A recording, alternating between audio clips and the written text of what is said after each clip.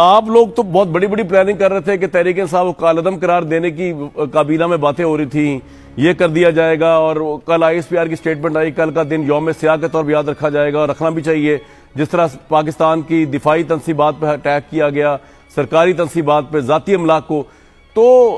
اب تو وہ سارا معاملہ ختم ہو گیا نا۔ آپ لوگ تو عمران خان کو گرفتار بھی نہیں کر سکتے، آپ نے کر کے دیکھ لیا، ملک کو جلایا گیا جہاں جہاں پہ جلایا جا سکتا تھا، شرپسند ناصر نے جلایا۔ آپ نے بھی دیکھ لیا کہ عمران خان کے چاہے لاکھوں لوگ باہر نہیں نکلے، ہزاروں بھی نہیں نکلے ہوئے کسی ایک جگہ پہ، سینکڑوں لوگوں نے بھی جو ہے وہ سٹیٹ کو کل یرغمال بنایا ہوا تھا،